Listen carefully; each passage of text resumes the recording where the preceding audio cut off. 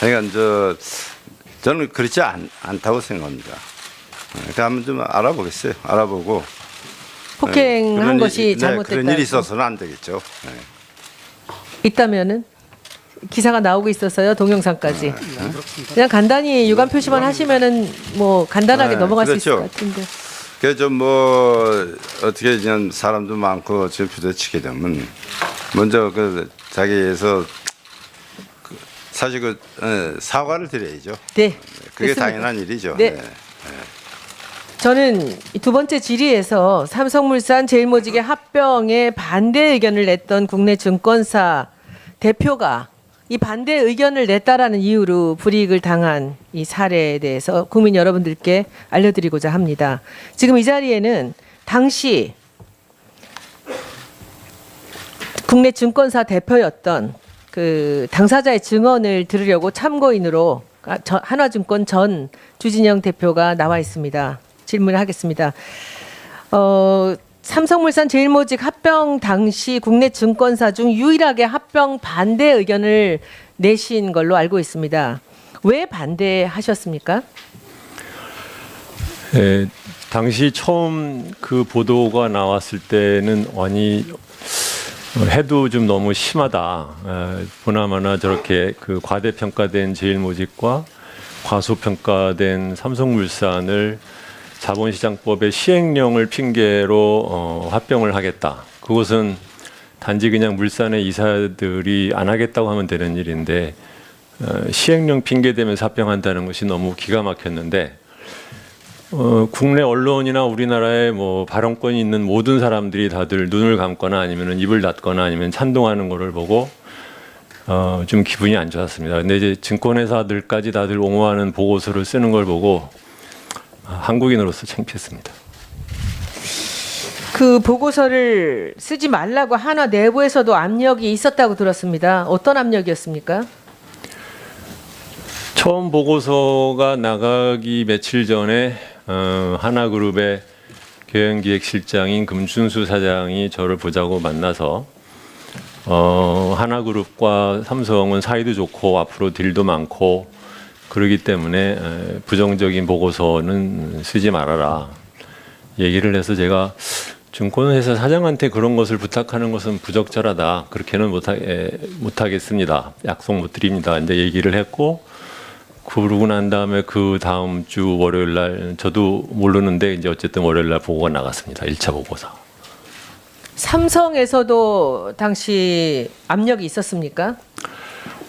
네, 뭐 삼성그룹에 아는 제 그 지인들로부터 한 4사람에 걸쳐서 전화가 와가지고 처음에는 뭐 의결권을 위임해달라. 저 당시에 이제 저희 회사는 우연하게 삼성물산 주식을 한 39,000주 정도 0.02%밖에 안 갖고 있었는데 그 의결권을 위임해달라라고 전화들이 왔고 그래서 제가 위임하지 않는다고 하니까 그 다음에는 그러면은 찬성해달라라고 전화가 왔고 그것도 이제 부정 안 하겠다고 하니까 뭐 정 그럴 거냐라는 식의 얘기들을 들었습니다.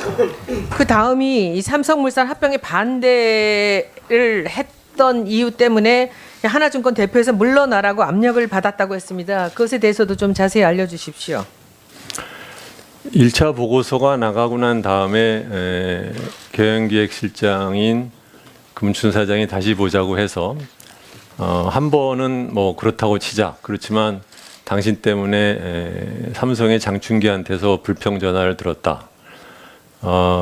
다시는 더 이상 쓰지 않겠다는 약속을 하라는 말을 계속해서 저한테 얘기를 했고 저는 그 약속은 못 드리겠다라고 했습니다. 그 물러나라고 하는 이유는 무엇이었습니까? 구체적으로 그 이유를 대면서 그 압박을 했습니까?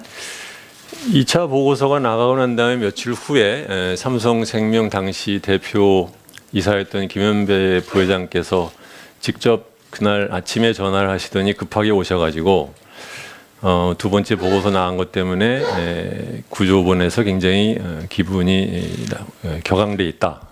이렇게 되면은 주사장이 물러나야 될 거다. 그래서 제가 먼저 사임할 일은 없으니 만약에 물러나게 하고 싶으면 법적인 절차대로 하십시오. 그렇게 얘기를 했습니다. 그런데 주식도 얼마 안 됐다면서 왜 한화에서는 이렇게 그 일에 대해서 예민하게 반응을 했을까요?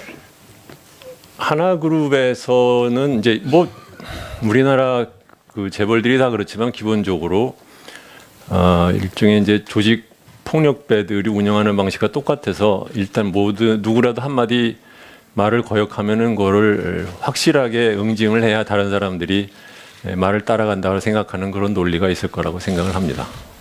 그래서 이제 물러나야 할 이유를 한사코 말하지 않으면서도 이제 그 나갈 수도 있다라고 할 때 어떻게 하셨습니까? 김현배 부장께서 오시고 난 그 얘기가 했던 것이 이제 7월 초였는데 그러고 나서 9월 초에 다시 금춘수 사장이 보자고 해서 저한테 물러났으면 좋겠다. 그래서 그거는 못하겠다 했더니 그러면은 구조본의 재무팀장을 경영총괄 부사장으로 보낼 테니 당신은 임기 때까지 이 선으로 물러나 있어라. 그래서 그것도 제가 그렇게는 안 하겠다라고 얘기를 했습니다. 이제 마지막 질문은 김상조 교수님께 한번 해보겠습니다. 김 교수님은 그 분쟁에 대해서 당시 경향신문에 칼럼을 쓰셨습니다. 당시 사건 보시면서 어떤 생각하셨습니까? 이 합병이 승계와 무관하다는 이재용 증인의 답변에 대해서도 동의하십니까? 간단하게 설명 좀 해주시면 좋겠습니다. 예, 하나그룹에서 참모 조직이 이제 경영기획실인데요. 삼성그룹의 미래전략실과 같은 역할을 하고 있다고 보시면 됩니다. 거기 실장을 하고 있는 금춘수 씨가 주진영 사장에게 물러나라는 얘기를 했다라고 하는 것은 당연히 이것은 회장의 뜻이라고 볼 수밖에 없는 것이고요. 김승현 회장은 이 하나투자증권의 주식을 한 주도 갖고 있지 않을 뿐만 아니라 등기사도 아니었습니다. 그런 분이 상장회사에서 주주의 뜻에 의해서 뽑힌 사장을 물러나라고 이렇게 일방적으로 지시하는 것은 우리나라 기업들의 지배구조가 얼마나 엉망인가라고 하는 것을 보여주는 것이라고 생각을 합니다. 또 한편 삼성물산과 제일모직의 합병이 갖는 의미를 간단하게만 설명을 드리면 제일모직은 과거에 삼성 에버랜드였습니다. 이름이 바뀐 것이죠. 따라서 이재용 부회장이 갖고 있는 재산의 거의 대부분을 그 제일모직의 주식으로 갖고 있었고요.